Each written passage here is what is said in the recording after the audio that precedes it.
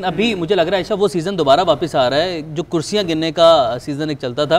जब पाकिस्तान तहरीक इंसाफ जलसा करती थी तो नून लीग वाले कुर्सियां गिनते थे और अब पाकिस्तान तहरीक इंसाफ वालों ने अभी से कहना शुरू कर दिया कि देखते हैं कि कितने लोग आ जाएंगे, कितना काउंट हो जाएगा। एक्शन रिप्ले ऐसा लगता है कि हो रहा है जब भी कोई ऑपोजिशन बदल गए, लोग इधर से उधर हो गए। और जैसे कि आपने बात की इस्लामाबाद में धरने की, और जब लोग आपने कहा कि तंग हुए थे तो इस्लामाबाद में धरना दिया, डी चौक ज़ाहिर हुकूमत को अच्छे से याद होगा।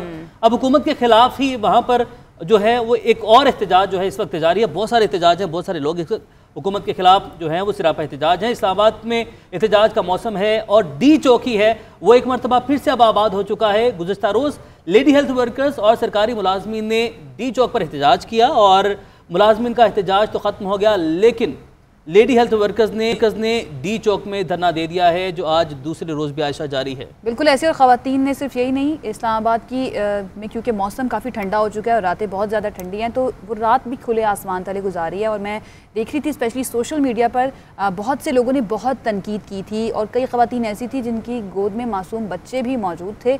और कौम की माओं, बहनों और बेटियों का मुतालबा यह है कि नेशनल प्रोग्राम बराए ख़ानदानी मनसूबाबंदी और बुनियादी सेहत को बहाल किया जाए, कौमी सतह पर यकसा बुनियादी सेहत पॉलिसी बनाई जाए और पोलियो मुहिम के दौरान सिक्योरिटी फराहम की जाए। कितने वैलिड इनके मुतालबात हैं। सर्विस स्ट्रक्चर का भी मुतालबा कर रहे हैं, साथ साथ विजुअल्स हम अपने नाज़रीन को दिखा रहे हैं कि आप देख भी सकते हैं जिन की स्क्रीन पर इस वक्त कि छोटे छोटे बच्चे जो हैं वो इन ख़वातीन के साथ मौजूद हैं। ख़वातीन यहाँ पर चाय बना रही हैं। ये रात के जो है वो मनाजिर हैं जब ख़वातीन सर्द रात में इस्लामाबाद के डी चौक में बैठी हैं यहाँ पर। और मुतालबात क्या है, सर्विस स्ट्रक्चर इन्हें फ्राहम किया जाए, बाकी मुतालबात अभी आयशा ने आपको बताए।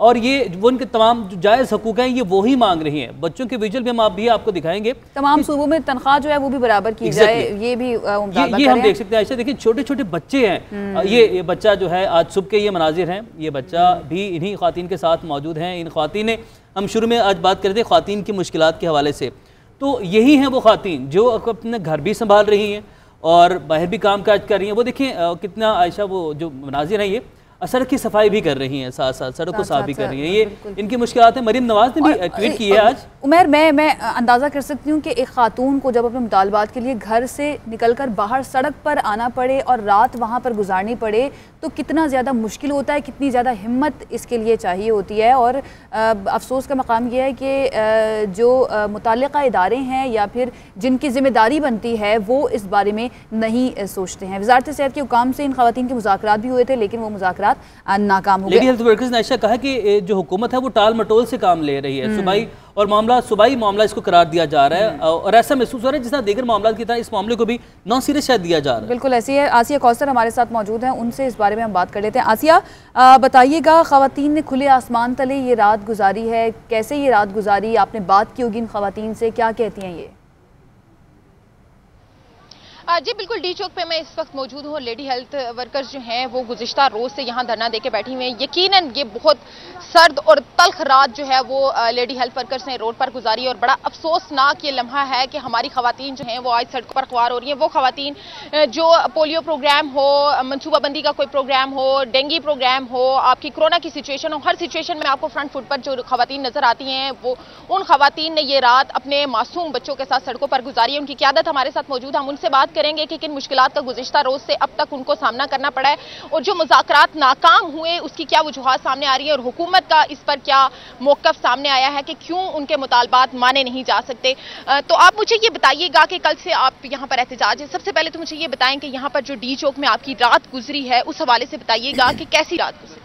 जो रात गुजरी है वो बहुत मुश्किल तरीन रात थी। आपको पता है कि मौसम भी इस्लामाबाद में अब रात को कितनी सर्दी होती है और हम इस अज़म से आए थे कि हमारे वज़ीर आज़म का जो पैगाम है रियासत मदीना का, तो ये ख़वातीन के मसाइल को फौरी तौर पे नोटिस लेंगे और हम शाम को घर चले जाएंगे क्योंकि हम पुरअमन एहतजाज के लिए आए थे। लेकिन यहाँ पे बहुत मुश्किलात का सामना करना पड़ा। सर्दी में हमने रात गुजारी है। यहाँ पे वाशरूम का कोई इंतज़ाम नहीं, दूर दराज तक हमें पैदल चल के जाना पड़ता है। 3-3 किलोमीटर के फासले पे वो है पेमेंट करके वहाँ वो वाशरूम इस्तेमाल कर रही हैं। पानी नहीं है, खाने पीने की अशिया के लिए बहुत प्रॉब्लम है। और ख़ास तौर पे आप देखें कि ख़वातीन हैं, खुले आसमान के नीचे हम यहाँ पे सोए हैं रात को। ये बहुत मुश्किल तरीन रात है और हम यहाँ आए क्या लेने हैं? हमारा कोई ख्वाब नहीं है कि हम किसी से भी कोई सियासी एजेंडा लेके आए हों या कुछ इक़्तिदार चाहते हों। हमारा काम है सिर्फ जो हम जिस तरह हम काम कर रहे हैं, मुल्क को सर्वाइव किया है हमारी लेडी हेल्थ वर्कर ने। आप पोलियो को देख लें कि पोलियो फ्री जो पाकिस्तान में हो रहा है, ये लेडी हेल्थ वर्कर एक रीढ़ की हड्डी की हैसियत रखती है। कोरोना का काम हमारी लेडी हेल्थ वर्कर करती है। 24/7 डिलीवरियां, घरों से हामला खवातीन को ले जाना, घर वापस ड्रॉप करना। और कुछ तो ऐसी हैं बेचारी कि सिर्फ टारगेट पूरे करने की वजह से पेट्रोल भी अपनी जेब से लगाती हैं। बिल्कुल ऐसे ही है, लेकिन बच्चे भी इन खवातीन के साथ मौजूद थे। कुछ खवातीन से जानते हैं कि उन बच्चों के साथ यहाँ डी चौक पे रात गुजारना कितना मुश्किल था। अच्छा, यहाँ पर हमने देखा छोटे छोटे मासूम से बच्चे भी खवातीन के साथ थे। क्या सिचुएशन रही, बच्चों को संभालना कितना मुश्किल रहा? और इस सर्दी में, इतनी सर्दी में मुश्किल तो है, लेकिन हम लोग क्या करें, मजबूर होकर निकले हैं। तो फिर ज़ाहिर बच्चों को भी साथ लेके आना था, कोई घर में रखने वाला नहीं है। थोड़ा बहुत जो चादरें वगैरह हैं लपेटी हैं, कोशिश की है, लेकिन अब जो होगा अल्लाह मालिक। अब जब घर से निकले हैं तो कुछ करके ही जाएंगे। अच्छा, ये बताइएगा कि अगर आपके मुतालबात नहीं माने जाते तो नेक्स्ट आपकी क्या स्ट्रेटेजी होगी और क्या ये धरना कब तक खत्म होने के चांसेस हैं? कब आप लोग जो है वो अपने घर अमली तौर पे नोटिफिकेशन कोई जारी नहीं होगा, हम धरना नहीं खत्म करेंगे। अगला स्टेप हमारा ये होगा कि आने वाला पोलियो जो है हम लोग बाइकाट करेंगे मुकम्मल काम से। हम देखते हैं कि ये कैसे करते हैं ये लोग पोलियो। फील्ड में जाके देखें, एसी के नीचे बैठ के लिखना बड़ा आसान है, जब काम करना पड़ता है ना वो हमें पता। जिस तरह हम लोग फील्ड में जाके एक हफ्ते तक हम लोग जलील होते हैं, तो हमारा मुकम्मल बाइकाट होगा। जी बिल्कुल, यहाँ पर मौजूद लेडी हेल्थ वर्कर्स का कहना है कि जब तक उनके मुतालबात माने नहीं जाते तब तक ये जब तक मुतालबात नहीं माने जाते, नोटिफिकेशन जारी नहीं होता, तब तक इनका ये धरना चलेगा। आसिया कौसर हमारे साथ मौजूद है। आसिया, बहुत शुक्रिया हमें अपडेट करने के लिए। और उमैर, आपने सुना कि ये ख़वातीन कितनी मजबूर होकर अपने घरों से बाहर निकली हैं और उनके मुतालबात भी इस तरह के हैं जिनको अगर मान भी लिया जाए तो मेरे ख्याल से इतना ज़्यादा प्रॉब्लम नहीं होगा कि पोलियो हेल्थ वर्कर्स हैं तो उनको सिक्योरिटी फराहम की जाए। लेडी हेल्थ वर्कर्स जिन्होंने पोलियो और कोरोना वायरस के दौरान कितना ज़्यादा अहम काम किया और आगे उन्होंने अल्टीमेटम भी दे दिया है कि अगर नहीं माने गए मुतालबात तो वो पोलियो मुहिम का भी बाइकआउट किया जाएगा। और हुकूमत को चाहिए कि बड़ेपन का मुजाहरा करे और हुकूमत का क्योंकि बड़ा है और इन ख़वातीन के सर पर हाथ रखे और इनके जो मुतालबात हैं यकीन दहानी करवा दें। हमने देखा कि ऐसे जब मुख्तलिफ कोई भी क्राइम का सीन होता है तो लड़ाई होती है कि ये इस थाने का केस नहीं है, उस थाने का केस है।